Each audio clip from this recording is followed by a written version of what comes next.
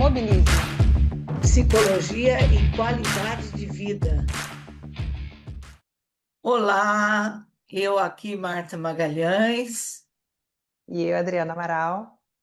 Hoje eu estou aqui com a Adriana para falarmos um pouquinho do capítulo que ela escreveu sobre a ansiedade. Ela vai contar um pouco para nós de como é que foi percorrer esse caminho, tem tantos autores, tantas citações, né? Fico aqui pensando o quanto foi difícil. A doutora Adriana tem lá o seu currículo bem extenso, né? Mas a Adriana dispensa comentários. Então, agora, a Adriana vai contar para nós um pouquinho como é que é esse manejo da ansiedade no esporte. Isso está no capítulo número 5, na página 105 do nosso livro aqui, ó, Já Psicologia estamos com eles e com ele em mãos, né? A gente começou a gravar sem ele em mãos. Falar sobre ansiedade, eu começo o capítulo falando que escrever sobre ansiedade é difícil, porque eu acho que é um dos temas, assim, da minha cabeça, né? Eu nunca fiz um estudo para ver isso, mas acho que é um dos temas mais falados, mais estudados em psicologia do esporte, que é a ansiedade pré-competitiva. E é difícil resumir tudo isso, né, num artigo. Mas eu optei por não focar tanto nessa definição. Claro que a gente tem que partir de um ponto, tem que definir, né, para poder falar do que a gente está falando, mas mais em qual é a contribuição que a Gestalt terapia pode oferecer para esse manejo. E isso vem lá de trás, se eu não me engano, em 2015, acho que eu conto aqui em algum lugar, num congresso internacional de Gestalt terapia que aconteceu aqui no Rio de Janeiro, que eu apresentei esse trabalho, uma comunicação oral sobre o manejo da ansiedade no esporte. E ficou, né? Foi um esboço, uma primeira tentativa de fazer esse diálogo a partir da minha prática, que é sempre que a gente faz, né? E acho que a principal, assim, é interessante que tem a prática, e aí quando eu fui sentar para escrever, eu fui ampliando até isso, né? Vendo outras possibilidades, mas a principal forma de eu trabalhar com a ansiedade até então era, e eu acho que continua sendo, a teoria paradoxal da mudança. A gente só muda aquilo que a gente é, aquilo que a gente se dá conta, né? Então, ao invés de ficar lutando contra a ansiedade, ajudar o atleta a entender qual é a função dessa ansiedade para ele, o que está fazendo com que ela apareça naqueles momentos, quais são os sintomas que ele experimenta, porque cada pessoa vai experimentar sintomas diferentes. Então, a partir disso que eu organizei aí a construção do capítulo e falando bastante sobre essa psicopatologia fenomenológica, que é um tipo de a psicopatologia tem algumas formas de ser construída, né? E a psicopatologia fenomenológica vai justamente estudar a partir do fenômeno, do campo, da interação desses diversos vetores aí, para poder entender como é aquilo para aquela pessoa, que é a base da fenomenologia, né? Uma consciência de algo para alguém. Então, eu falo até de alguns exemplos aqui, como comparar uma ansiedade de um atleta, por exemplo, de futebol, que acabou de sair do junior e está indo para o profissional num grande clube com pressão de torcida, com pressão de imprensa, de um atleta de uma outra modalidade, com menos visibilidade, que já compete há bastante tempo, que tem mais experiência, são experiências completamente diferentes. Então, a gente precisa olhar para essa ansiedade com esse olhar de campo e com esse olhar fenomenológico para poder entender e responder essas perguntas que eu falei, né? Qual a função dessa ansiedade? Eu via muito isso na Marinha, atendendo a vários atletas e essa construção desse trabalho que eu falei no congresso, acho que veio muito daí. Vários atletas de modalidades diferentes, com históricos diferentes, com a mesma queixa de ansiedade. E aí eu fui vendo, para esse se trata disso, medo do que as pessoas vão falar. Para esse é uma pressão porque o técnico acha sei lá o quê. E aí ali eu fui vendo, né, essa construção e formas diferentes de abordar.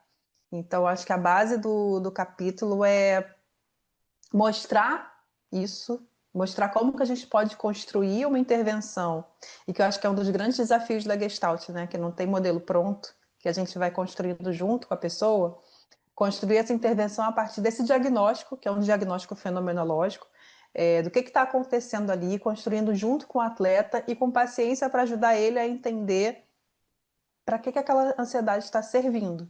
E entender que existe até determinado nível, é super compreensível e até esperado que ele tenha ansiedade, né? Porque a ansiedade não é só negativa, eu falo disso aqui também. A gente não tem só essa ansiedade que a gente precisa fugir dela.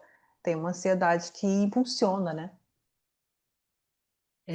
Eu fiquei aqui vendo o teu capítulo, né, e fiquei pensando, nossa, são tantos autores falando de ansiedade e são tantos detalhes de ansiedade que você fica sem saber. Vou por essa viés, vou por essa estrada, vou por essa trilha, vou por esse caminho, enfim, né? Aí você Uhum. também traz aqui uma tabela falando do medo e da ansiedade. Como é que foi construir essa tabela e, e como é que você teve essa ideia, né, de falar disso aqui? Você está falando dos autores, eu me baseei bastante, não só, mas bastante no livro do Enio Brito, Dialogar com a Ansiedade. E essa tabela é dele, baseada no livro dele, não fui eu, quer dizer, eu construí em formato de tabela, mas o conteúdo é dele, né, em que ele faz essa distinção entre medo e ansiedade, que é importante para a gente entender e para a gente fazer as intervenções, inclusive, né, de uma maneira bem sucinta, assim, bem superficial, por alto, como que a ansiedade se trata de algo do futuro e de algo muito fantasiado, imaginado, e o medo de algo real. E quando a gente consegue transformar, uma das formas de intervenção, né, transformar essa fantasia do que pode acontecer em algo concreto. Ah, eu estou ansiosa, não sei o que vai acontecer, todo mundo pode ficar rindo de mim. Tá, isso é medo de quê? E aí, quando eu consigo transformar em algo concreto, é o medo disso, eu consigo ter uma intervenção mais concreta também. E aí eu consigo gerenciar e lidar com esses sentimentos, né? Então, a proposta aqui de trazer esse recorte do que o Enio fala é de mostrar também como que a abordagem da Gestalt entende a ansiedade, falando aí da ansiedade também positiva, negativa, mas com essa distinção mesmo entre o medo e a ansiedade para poder facilitar a nossa abordagem, para a gente poder investigar esses sintomas, essa experiência da pessoa e transformar isso numa intervenção mais específica, né? E Então, aí tem aí uma outra tabela que eu logo, trago. é, Fala. logo em seguida, você fala da intervenção e, e você vai fazer a narrativa da experimentação, que é Isso. não uma técnica apenas, mas qual é o manejo para esta singularidade desta pessoa, né? Conta um pouquinho Isso. disso. Eu vou falar que para mim, o experimento é o que mais diferencia a Gestalt terapia de outras abordagens. Sempre falo que não tem uma melhor do que a outra, isso não a torna melhor, mas é o que eu acho que diferencia, que é, como você falou, não é técnica, não é aplicação de técnica. O experimento pode conter técnicas, mas ele é uma proposta de experimentação, de vivenciar aquilo que está sendo dito, aquilo que está sendo sentido, que muitas vezes não consegue ser comunicado, né? E aí eu trago tanto o experimento quanto a relação terapêutica, que a Jean Clark e Juliana diz que é uma forma de experimento, né? Como essas principais bases de intervenção para a ansiedade. Primeiro, a relação que eu vou construir junto com esse atleta, que é uma relação de confiança, que é uma relação de encontro, mas que é uma relação que possibilita a proposta do experimento. Sem uma boa relação terapêutica, eu não consigo fazer um bom experimento. E muitas vezes só essa boa relação terapêutica, só o fato de eu estar ali acolhendo como psicóloga no encontro genuíno, já vai ajudar muito nesse gerenciamento da ansiedade. Já vai ser um hétero suporte, não um suporte externo para aquele atleta que ainda não tem o suporte interno. Mas além disso, a gente pode propor experimentos, às vezes no próprio campo de atuação, ali no próprio habitat do atleta, né?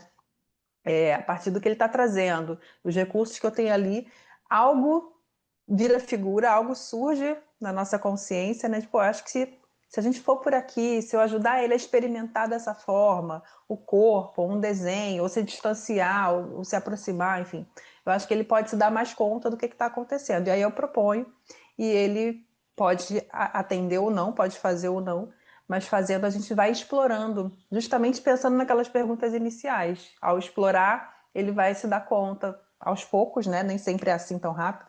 Mas para que está servindo essa ansiedade, então? Né? Qual é a função dela aqui? De onde está vindo isso? De que formas eu posso lidar com isso? Como é ir para uma competição com dor de barriga? Né?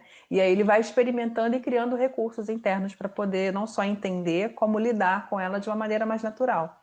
E colocar essa ansiedade num nível possível, num nível saudável, que possa impulsionar ele também na prática dele. Então, é, eu quero pedir licença a você para fazer um recorte que você vai falando do capítulo da ansiedade, mas você está falando do campo, você está falando do aqui e agora, você está falando do ajuste criativo, você está Uhum. falando do método de trabalho, que é a fenomenologia, que é a relação terapêutica. Você está fazendo uma costura extremamente rica da Gestalt terapia para falar dessa ansiedade no esporte, né? Exato. E essa ansiedade também na alta performance, que não necessariamente só esporte, né?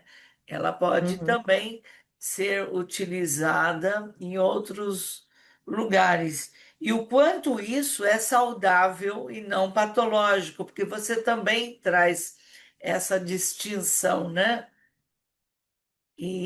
Por E isso que o capítulo da Priscila é o primeiro, né? Que traz esses é, conceitos, e aí eu acho que ajuda quem leu a entender essa costura que é feita nos outros capítulos, como o meu.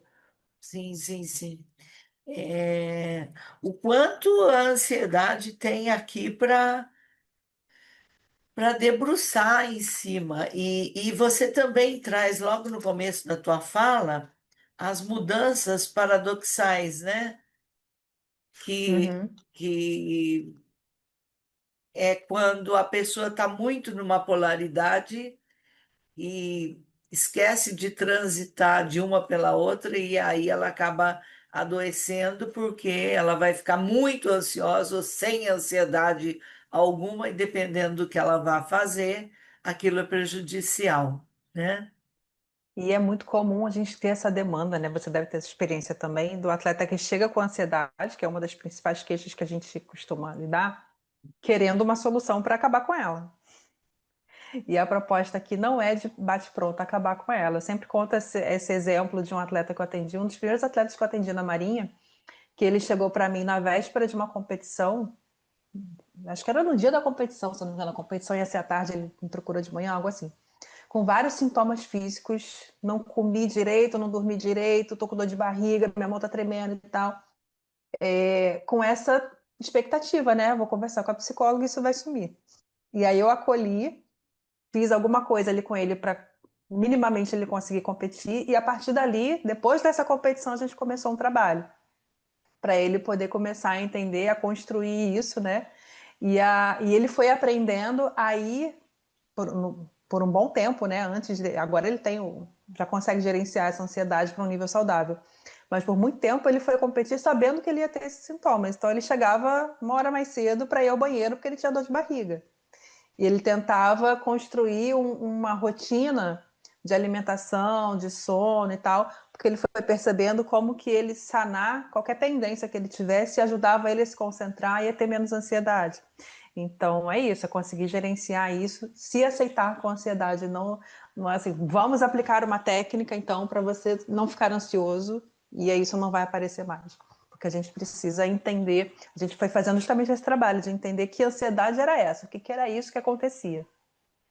E tem uma coisa que eu acho importante salientar também, que eu falo lá no finalzinho do capítulo, que eu começo falando sobre a psicopatologia fenomenológica, falando de campo, mas eu trago muitas propostas de intervenção individuais, né? Que tipo de experimentos a gente pode trabalhar, olhar para esse atleta, mas a gente não pode esquecer a questão do campo e do ambiente. Não é uma individualização da patologia. A pessoa não está adoecida por uma questão unicamente dela. A gente precisa olhar para esses fatores que atravessam, de onde ele compete, para que ele compete, como que é a relação dele com o esporte, como que está a família, enfim, não dá para enumerar aqui que são muitas questões que podem atravessar dependendo do esporte, dependendo do nível de competição, mas que com certeza interferem também na geração dessa ansiedade. Então, eu faço as intervenções ali individualizadas, mas a gente muitas vezes vai precisar também fazer intervenções no campo, fazer encaminhamentos para outros profissionais, um nutricionista, um psiquiatra, um fisioterapeuta, que pode ser que essa ansiedade tenha a ver com isso,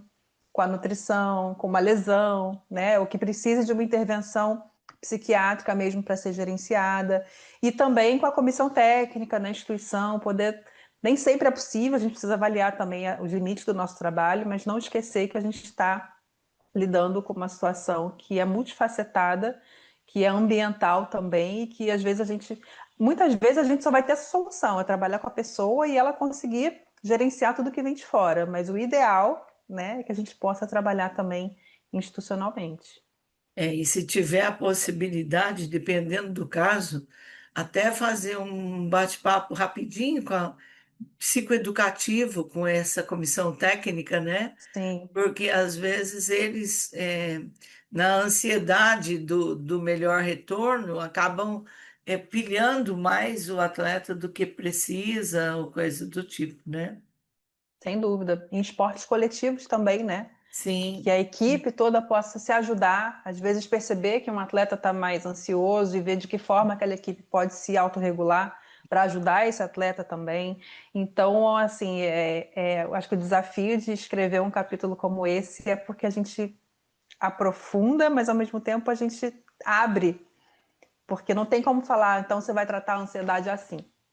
Tem diretrizes, né, de como que a gente olha para essa experiência, como que a gente pode usar essa base teórica, esse referencial teórico para sustentar, para a gente saber o que está fazendo. Isso é importante também, porque quando eu falo da relação terapêutica, quando eu falo desse contato com a comissão técnica, a gente saber explicar por que eu estou fazendo esse tipo de intervenção, né? Poder falar, não, calma, a gente vai por aqui, por aqui, por aqui, para chegar lá, tem um sentido que eu estou fazendo, isso é fundamental para poder chegar. E foi uma opção também de quando eu escrevi o capítulo, justamente por saber que outros capítulos abordam um pouco mais questões, vou chamar de um pouco mais sociais. O capítulo, por exemplo, do psicodiagnóstico, que fala muito dessas questões mais sociais, que atravessam também. Eu optei por falar mais especificamente da ansiedade, mas a gente não pode esquecer que isso tudo atravessa questões de gênero, de raça, né? Essas interseccionalidades também que estão aí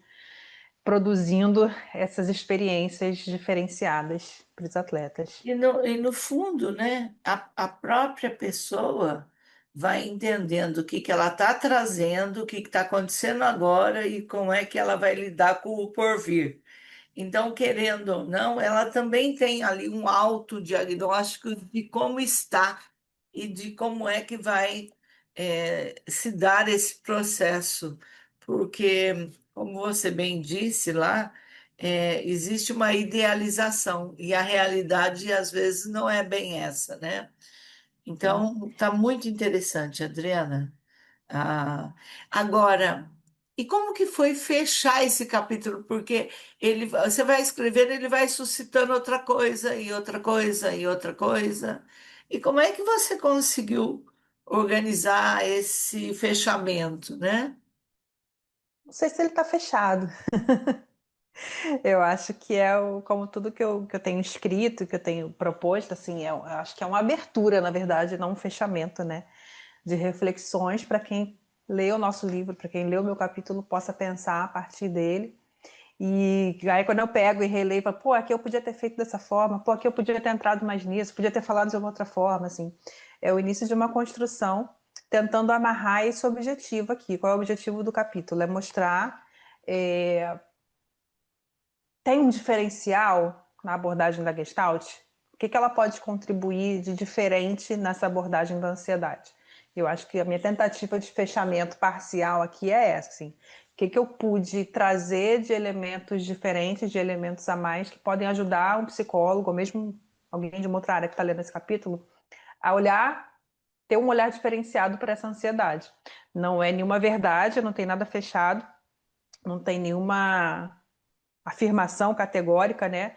Mas são diálogos mesmo que eu tentei ir construindo com outros autores, com a minha própria prática, para pensar. E o que mais que a gente pode fazer, né, com relação à ansiedade? Tem outros autores também que falam sobre ansiedade, assim, acho que é um pontapé também para quem quiser se aprofundar no estudo da ansiedade, poder dialogar, discordar em alguns momentos, e, enfim, e usar aí como construção também para o seu trabalho. Não é um fim, mas eu preciso encerrar um capítulo. Eu preciso botar minhas Sim, considerações finais, e é. aí eu entendi que todo capítulo vai suscitar o passo 2, o passo 3, né? E aqui não é Uhum. diferente, então é muito Eu vou ler um interessante. parágrafozinho das considerações finais que acho que resume esse fechamento, que fala que o manejo gestáltico da ansiedade vai além de técnicas isoladas. Ele requer sensibilidade, presença e uma relação terapêutica autêntica, que funcione como campo fértil para que o atleta possa se apropriar de si, experimentar novas formas de contato e desenvolver recursos para enfrentar as exigências do seu contexto. Que é o que a gente fala muito nesse podcast, né? A gente fala disso em quase todo episódio, é promover autoconhecimento. Lidar com a ansiedade também é isso, entender quem eu sou nesse contexto, como que características que eu tenho, que habilidades que eu tenho, o que me provoca mais medo, mais ansiedade, né? Como que eu gerencio as minhas emoções e com isso eu consigo lidar melhor com a ansiedade. Sim, sim. Muito bom, Adriana. Pode ir para o 2, tá? Muito bom. Seguimos estudando. E é muito bom essa oportunidade também quando a gente senta para escrever, né? Porque a gente é obrigada a estudar mais, se aprofundar mais e dá vontade só É, de mergulhar mais é, ainda. essa sensação que eu acho que nós todos estamos ouvindo e também É. sentindo, né? Que quando a Uhum. gente escreve, nós nos tornamos um pouquinho melhor na nossa prática, porque faz com que a gente estude um pouco mais, né? Sem dúvida. Mas é isso, olha aqui, estamos aqui com o nosso livro, já está à venda na editora CRV, que foi a editora que lançou o nosso livro. E, Na Amazon Adri, também e outros marketplaces também. sim. Adri, como é que você fecharia esse bate-papo de hoje? Com presença. Eu acho que para a gente lidar com qualquer questão na Gestalt, seja ansiedade, seja uma depressão, que é um outro capítulo que eu trabalhei com a Milena, né? E tantas outras. E mesmo com a funcionalidade, a gente precisa de presença. A gente precisa estar com o nosso atleta, ouvir, acolher, para poder e ter um referencial teórico de fundo, né? Para poder ajudar a pessoa a fluir de uma maneira mais plena. Acho que é É isso. isso daí. Obrigada. Até a Até a próxima. próxima. Bye, bye. Tchau. Mobilize. Psicologia e qualidade de vida.